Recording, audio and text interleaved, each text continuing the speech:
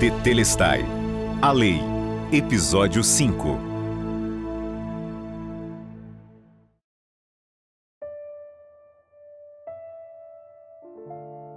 Os descendentes de Abraão, os filhos de Israel, mudaram-se para o Egito por causa de uma fome. Anos depois, temendo uma revolta, o faraó do Egito escravizou os israelitas que até então haviam se tornado uma grande nação. Apesar do decreto de matar todos os meninos israelitas, Deus preservou a vida de um bebê chamado Moisés através de uma série de eventos extraordinários.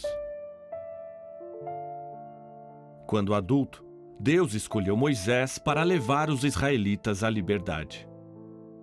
Quando o faraó se recusou a libertar os escravos, Deus enviou 10 pragas sobre o Egito que demonstraram seu poder e provaram que ele era o único Deus verdadeiro.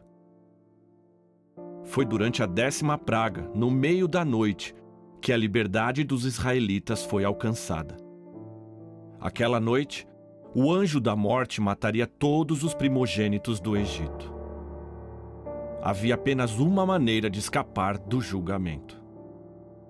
Se o sangue de um macho, de 1 ano, um cordeiro perfeito, fosse colocado nos umbrais das portas. Então Deus prometeu: quando eu vir o sangue, passarei adiante. O filho viveria porque o cordeiro havia sido morto.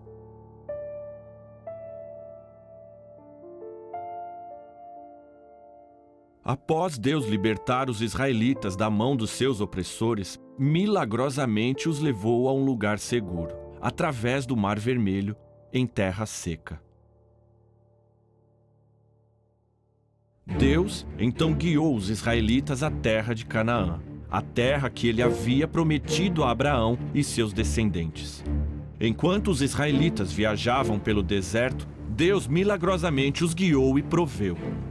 Diariamente Deus dava a eles o maná, um pão do céu.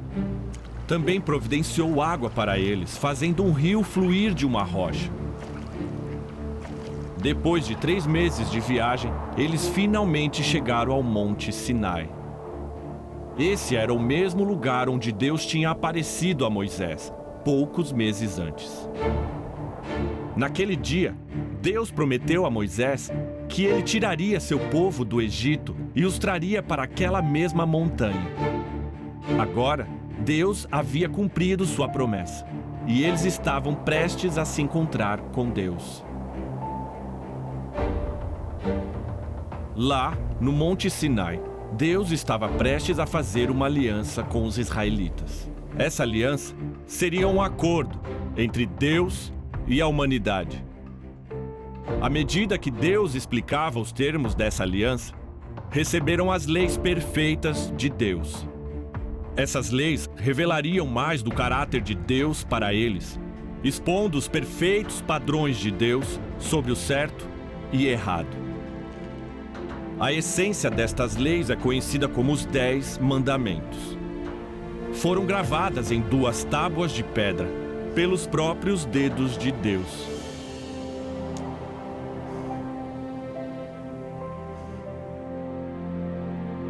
Em Êxodo 19:8, quando os israelitas ouviram que Deus faria uma aliança com eles e que exigia absoluta obediência às suas leis perfeitas, prontamente disseram a Moisés: tudo o que o Senhor tem falado, nós faremos.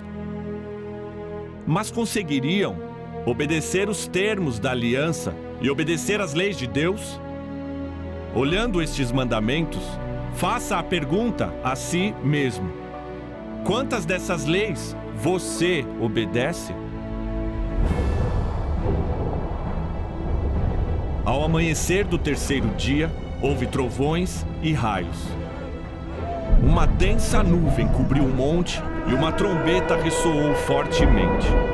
Todos no acampamento tremeram.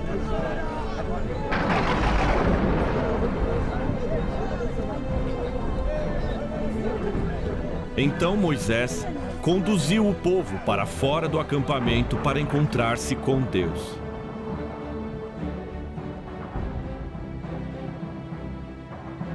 Deus falou todas estas palavras: Eu sou o Senhor teu Deus, que te tirou do Egito, da terra da escravidão.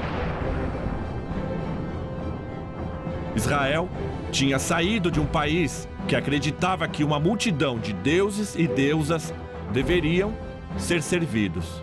Mas o primeiro mandamento de Deus foi: Não terás outros deuses além de mim.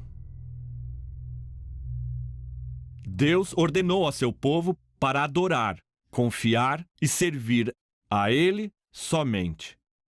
Em Isaías 45:5, Deus explica que além de mim não há outro Deus. Mas você deposita sua confiança só em Deus? E quando enfrenta um problema sério, como uma doença ou uma crise financeira, onde você busca ajuda? Quem ou o que você procura para obter direção, proteção ou prosperidade? Se você já procurou outro ser, espírito, fonte de poder, ao invés de Deus, então já quebrou esse mandamento. Talvez não tenha procurado outros seres, ancestrais, espíritos ou poderes, mas ao invés de confiar em Deus, viveu sua vida inteira confiando inteiramente em si mesmo. De acordo com Jeremias 17:5, assim diz o Senhor: Maldito é o homem que confia no homem, cujo coração se afasta do Senhor. O segundo mandamento de Deus foi contra fazer ou adorar ídolos. Deus disse: Não farás para ti nenhum ídolo de qualquer coisa no céu ou na terra. Deus proibiu seu povo de fazer ídolos parecidos com qualquer ser celestial, anjo ou mesmo Deus, o Senhor. Também proibiu seu povo de fazer ídolos na forma de coisa ou gente, embaixo na terra ou nas águas abaixo. Deus lhes ordenou a não fazerem ídolos de qualquer coisa da terra. Isso inclui os animais, vegetação e pessoas, estando vivas ou mortas. E Deus ainda disse: Não te prostrarás diante deles, nem lhes prestarás culto. Perceba, Deus não proibiu apenas a adoração a ídolos, mas também prostrar-se diante deles ou venerá-los. Porque Deus diz: Eu, o Senhor teu Deus, sou Deus zeloso. Castigo os filhos pelos pecados dos pais, até a 3ª e 4ª geração dos que me desprezam. Mas trato com bondade até 1000 gerações aos que me amam e guardam os meus mandamentos. Deus nunca permitiu a seu povo ter um ícone, imagem ou ídolo, nem para representar a Ele. Em Isaías 42:8, Deus diz: Eu sou o Senhor, este é meu nome. Não darei a minha glória a outro, nem a imagens o meu louvor. Você alguma vez já adorou a um ídolo? Ou se prostrou a ele? Você já o adorou ou orou a uma imagem? Se já, você quebrou este mandamento. Há mais de 200 versículos na Bíblia contra os ídolos. Isaías 44:20 explica que aqueles que adoram ídolos têm seus corações enganados, sem nem questionar. Esta coisa na minha mão é falsa? Deus implora a seu povo e a você: não se iluda. Em Isaías 46:7, Deus descreve aqueles que confiam em ídolos, dizendo: Erguem-no ao ombro e o carregam. Põe-no em pé em seu lugar e ali fica. Daquele local não consegue se mexer. Embora alguém o invoque, ele não responde. É incapaz de salvá-lo de seus problemas. E no versículo 9, eu sou Deus e não há outro. Eu sou Deus, não há nenhum como eu. Uma vez atrás da outra, Deus ordena a seu povo a não confiar em ídolos. Fala, eu sou Deus, sou seu Criador, adore, sirva e confie só em mim. No terceiro mandamento, Deus diz: não tomarás em vão o nome do Senhor teu Deus. O nome de Deus deve ser usado como uma grande honra. Deus proibiu seu povo de usar seu nome, amaldiçoando ou em uma expressão vazia. Sempre que alguém diz, oh meu Deus, está tão quente hoje, ou meu Deus, isso é maravilhoso, estava pensando em Deus ou orando a Ele? Não. Ambos são exemplos de uso errado de seu nome. Mas e você? Você já usou o nome de Deus como uma expressão? Ou já deixou escapar o nome de Deus sem pensar no que estava dizendo? Se já, você quebrou este mandamento. Êxodo 20, versículo 7 nos diz: pois o Senhor não deixará impune quem tomar o seu nome em vão. O quarto mandamento diz: lembra-te do dia de sábado para santificá-lo.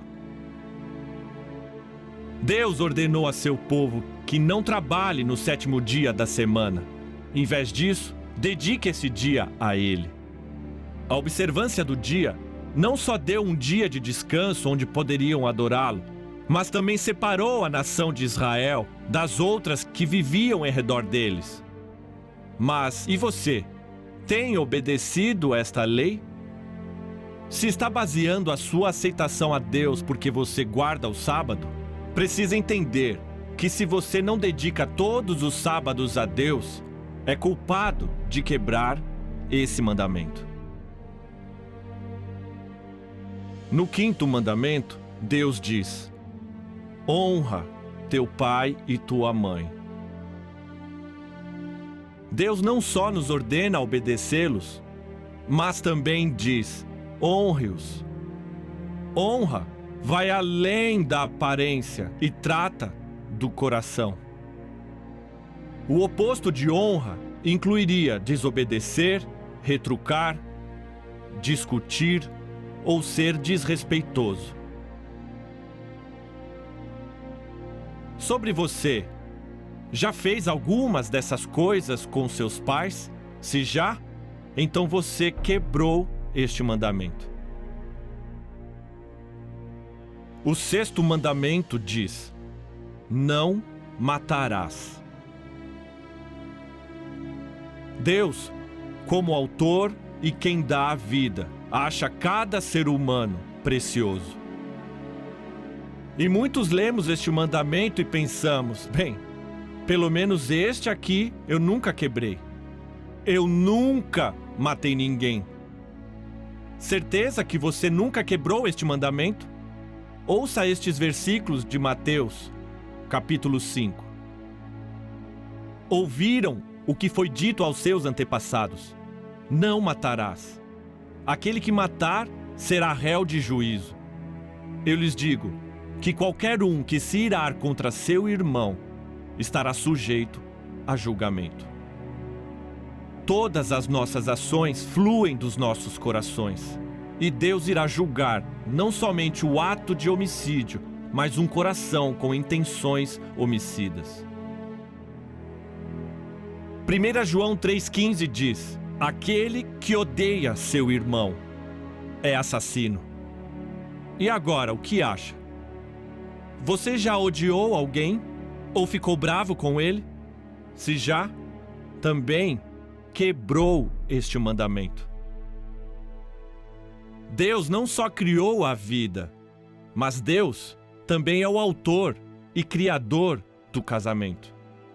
No sétimo mandamento, Deus coloca um limite importante no casamento. Porque desde o início, Deus o planejou para ser uma mulher para um homem, por toda a vida. Em Provérbios 5:18, Deus diz ao marido: alegre-se com a esposa da sua juventude. E no versículo 19 ele diz: e sempre o embriaguem os carinhos dela. A intimidade física compartilhada pelo casal é um presente precioso para o casamento. Por isso, aqui no 7º mandamento, Deus diz: não adulterarás. Adultério é ter intimidade sexual com quem você não é casado. Deus diz: não faça isso. Se fizer, se destruirá, e a seu casamento. Uns leem este mandamento e pensam: eu não sou nem casado, não quebrei este mandamento. Independente se é casado ou solteiro, Deus quer fidelidade e pureza, não só em suas ações, mas em seus olhos e coração também. Mateus 5:28 diz: qualquer que olhar para uma mulher e desejá-la, já cometeu adultério com ela no seu coração. De acordo com Deus, mesmo se só olhar com desejo para o corpo de alguém com quem não é casado, você é culpado de quebrar este mandamento. O 8º mandamento é: não furtarás. Furtar é pegar qualquer coisa que não lhe pertence, mas é de outra pessoa. Você quebrou este mandamento? Alguma vez já trapaceou pegando respostas que não eram suas? Já pegou músicas, filmes ou informação pelas quais não pagou? Já trapaceou nos impostos ou no trabalho, dizendo que trabalhou 8 horas quando só trabalhou 7? Se de alguma forma você já pegou algo que não lhe pertencia, então quebrou este mandamento. O 9º mandamento diz: não darás falso testemunho contra teu próximo. Deus só fala a verdade e requer de nós que também falemos a verdade em qualquer coisa que falamos. Temos a tendência de pensar: é só uma mentirinha, tudo bem, ninguém vai se ofender. Mateus 12:36 diz que todas as pessoas, no dia do juízo, haverão de dar conta de toda palavra inútil que tiverem dito. E você, já mentiu? Se sim, então já quebrou este mandamento. O último dos 10 mandamentos diz: não cobiçarás. Cobiça não só é um pecado, como também leva a quebrar outro mandamento de Deus, para conseguir o que a pessoa cobiça. E você? Você já se sentiu insatisfeito com o que você já tem e já foi consumido pelo desejo de ter algo que não é seu? Se já cobiçou, é culpado de quebrar este mandamento. Depois de examinar os 10 mandamentos, acha que os israelitas eram capazes de obedecê-los perfeitamente? Mesmo que eles acreditassem que podiam cumprir toda a lei de Deus, a quebraram muitas e muitas vezes. E você? Você obedece os mandamentos completamente? A verdade é que cada pessoa que honestamente avaliar a sua vida irá admitir que os tem quebrado. Como os israelitas, muitas vezes nós temos feito isso muitas e muitas vezes. Nós temos um problema, porque Deus é santo e porque é completamente puro, sem nenhum mal nele. Deus requer absoluta obediência a estas leis. Deus não nos permite escolher quais leis queremos seguir ou quais leis achamos que podemos quebrar. Deus ordena que seu povo guarde todas elas. Gálatas 3:10 diz: Maldito é todo aquele que não pratica todas as coisas escritas no livro da lei. O que dá importância a estes mandamentos é que em Hebreus 9:27, Deus diz: O homem é destinado a morrer uma só vez. Rico ou pobre, educado ou não, bom ou mal, ninguém escapará da morte. Todas as pessoas estão destinadas a morrer. E depois disso, enfrentar o juízo. Depois da morte, Deus irá julgar cada pessoa. De acordo com Apocalipse 20:12, as ações de cada pessoa são escritas por Deus nos seus livros. Pode imaginar? Cada palavra descuidada que falou, tudo que suas mãos fizeram, todo lugar que seus pés pisaram, todos os segredos que achou que ninguém sabia.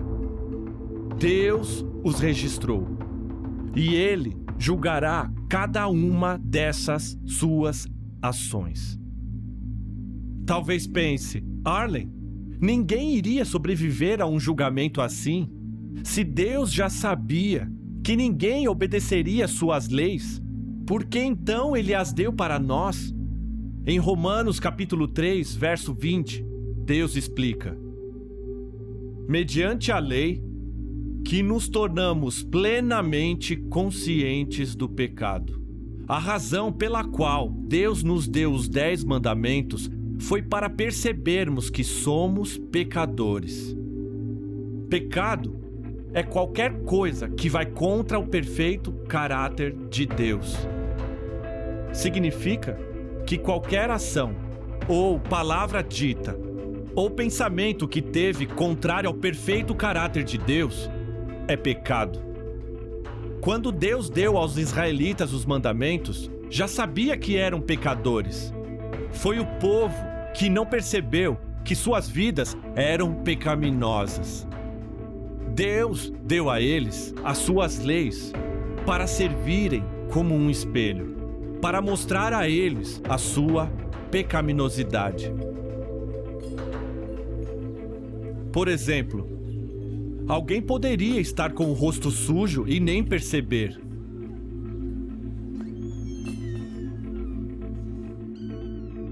Mas se olhasse no espelho, veria o seu rosto e perceberia como estava sujo. E estava mesmo. E Deus sabia que em nosso orgulho seríamos como aquela pessoa com o rosto totalmente sujo, sem perceber quanto pecado nós temos em nossas vidas.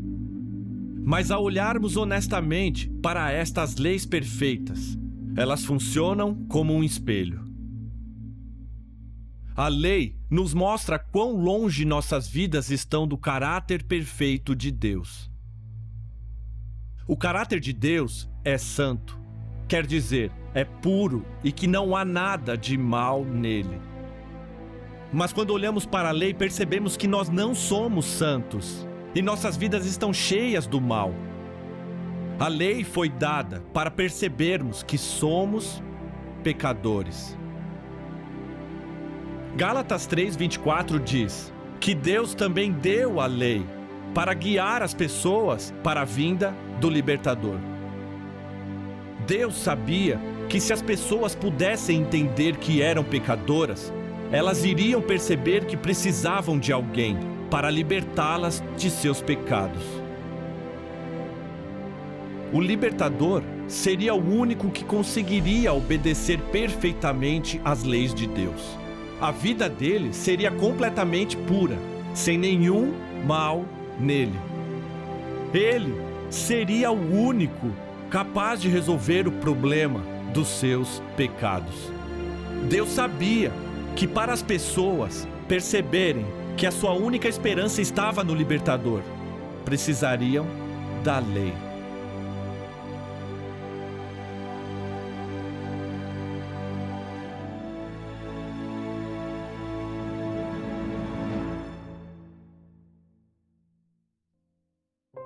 Deus exige obediência total às suas leis. Mesmo que os israelitas estivessem confiantes que pudessem obedecê-las, por causa da sua natureza pecaminosa, eles não conseguiam. Eles quebraram as suas leis muitas e muitas vezes. Uma avaliação honesta da sua vida revelará que você também tem quebrado os mandamentos de Deus. Por causa do seu pecado, total obediência é impossível para você.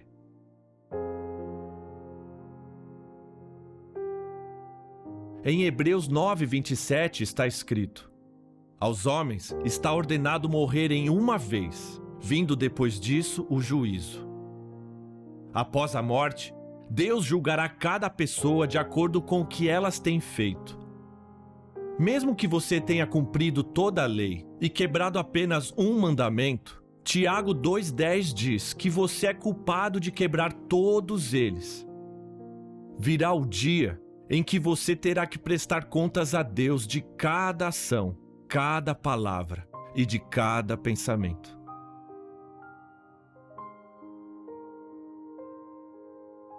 Quando Deus entregou a lei ao povo, Ele já sabia que eles não seriam capazes de cumprir seus mandamentos. Da mesma forma que um espelho nos mostra nossas imperfeições, os 10 mandamentos revelam às pessoas os pecados em suas vidas e em seus corações. Para as pessoas, a lei apontava para a vinda do libertador. A sua única esperança estaria em alguém que pudesse libertá-lo dos seus pecados. Essa é a única esperança para mim e para você.